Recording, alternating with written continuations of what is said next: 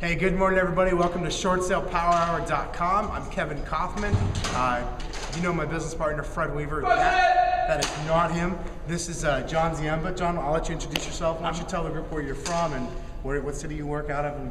I am John Ziemba. I am a real estate agent out of the northwest suburban Chicagoland market. Is kind of where I sell my real estate and stuff like that, which is Schaumburg, Arlington Heights, Mount Prospect, kind of that area. Okay, great. So John was here today at the Short Sale Mastery class with us in Chicago, and we're actually, I know you're watching this on Wednesday, but today's Friday, and we're recording this video, and we were talking yesterday via Twitter and then earlier today about, hey, let's put some short sale power hour information out there about buyers. Actually, yesterday, or I should say Friday's video was on buyers and how, as a listing agent, to communicate with a buyer's agent, make sure they know what's going on and they're being informed. But you had another question. You had something else that you wanted to talk about, kind of the flip side of that, right? Right. As a buyer's agent, what is it that I can do to sit there and increase short sale success? Because what I'm finding is that I'm taking my buyers and putting a contract on a listing and it's not closing, and it feels like I can only keep my buyers in one spot for so long before it becomes hopeless. Okay, so as the buyer's agent representing the buyer, what can you do? Because that's the heart of the question. I think that's really the question. Okay, so, and in Friday's video we talked about, hey, here's what you need to do as a listing agent, so that way the buyer's agent knows what's going on and they feel comfortable. Really, that starts with pre-qualification. And what I mean by pre-qualification is, as the person representing the buyer, before you ever show them a home, before you ever show your buyers a home, here's what I'm going to encourage you to do, guys. I'm going to encourage you to get buy-in from your client, that you have permission to call the listing agent and you have permission to interview them before you ever show that property to them in person. And you say to them, this is why. Look, Mr. Smith, the reason I would like to do this is because you may or may not know this, but most short sales do not close. In fact, nationally, the average is less than 40% of all short sales are successful. What I would hate to happen is for us to get into a transaction that really doesn't have a chance of being successful. Now, ultimately, you would know that's not my fault, but what happens a lot of times is that home goes to foreclosure, you don't get the home that you wanted, you're disappointed, I'm disappointed, obviously the homeowner's disappointed, and somehow there's always a little bit of negative tension there. So what I would like is for you to give me the permission to screen those people for you. Is that okay? And they will almost invariably always say yes, because they know that you're doing a higher level of fiduciary to them. You are now representing them even higher. So that's step one.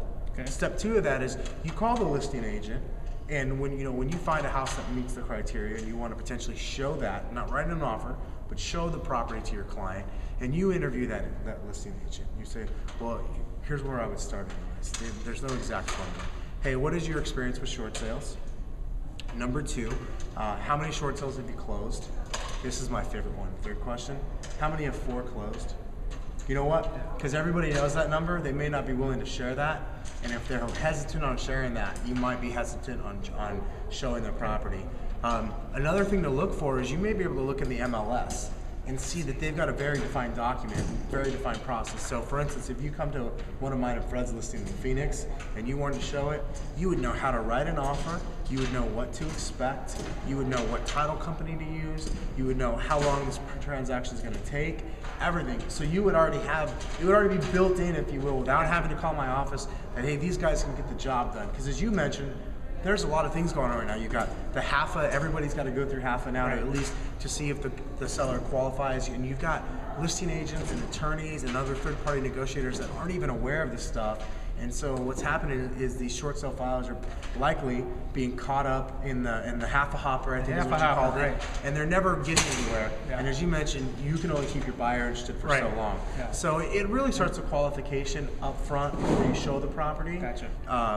You qualify that agent, and then if you feel comfortable, then you say, you know what, Mr. Smith, let's go see that home on Main Street. I think maybe even tagging on to that, one thing that you didn't mention is I can look at maybe the listing agent's past history and see how many short sales they've actually closed. Yeah, what kind of reputation? Yeah, right. Because every agent's closed 50 transactions, but only 6 of them show up in the MLS. I mean, isn't that funny? It is. I mean, I think what we have here, and I'm not sure if it's just a geographic specific to Illinois, is that we are an attorney state. So a lot of the standard answers, so-and-so attorney negotiates this, and then you're calling and talking to some paralegal and stuff like that. And here would be my response to that. If that's their answer, that means to me that says they're disconnect. That either there's something they don't want you to know, or they're disconnected. In either case, I don't want to be involved in the transaction.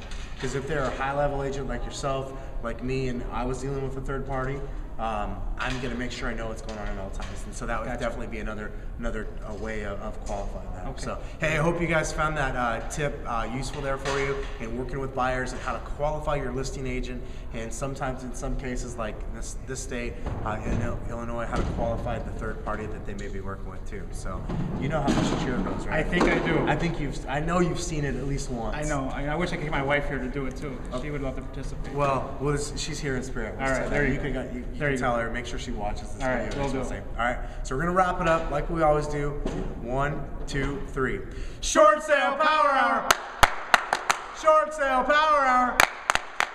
Crush it.